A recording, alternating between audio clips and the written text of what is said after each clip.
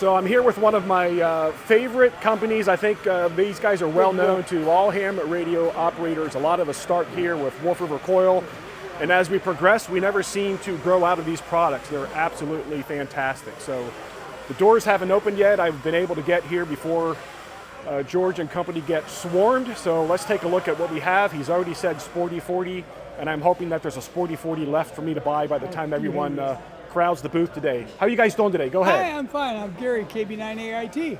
With my partner Terry, N9AOT. We are Wolf River Coils. This is our newest item. It's called the Sporty 40. If you have one of our 213-inch whips or a 213-inch whip, you fully extend this to 20 meters, and you decide in the middle of the afternoon, gee, I'd like to try 40. You just put that on the bottom of your mount, fully extend that to 20 meters, and you're on 40 meters. Now, I have seen a couple of guys take this and get creative. You know what hams do. They buy stuff and they tear it apart, they accessorize it, they modify. So I've seen a couple of guys take a patch cord and go from basically the bottom of their feed line and just bypass it. Okay, just to bypass it, then you don't have to disconnect it. Have you experimented with that? Do you think that's a good way to operate? Yes. Okay. It works fine that way. We have a couple of guys that do a lot of testing for us, and they both have made their own. Fantastic. So. How many did you bring with you? Because I'm going to come later tomorrow. 3.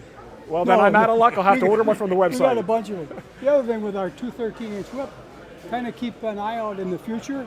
Sometime later this spring, we're coming out with a new whip that's much shorter. Okay.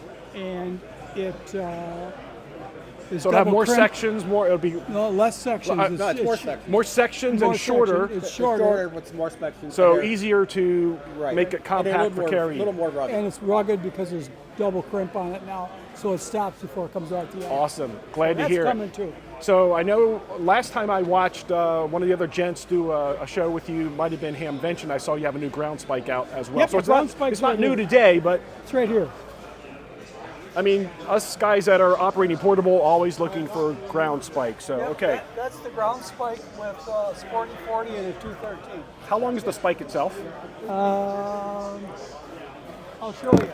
Give me a second. That's how long it's. All right, so that's about 12, 13 inches. Yeah, and this spike is stainless steel. So it's solid stainless steel. Yeah, and it's really sharp. That's the way we put that. So it's a ground spike antenna holder / self-defense device. Yeah, once you get it in this far of the ground, it's not tipping. Fantastic. Hey, thank you so much for your time. I appreciate it.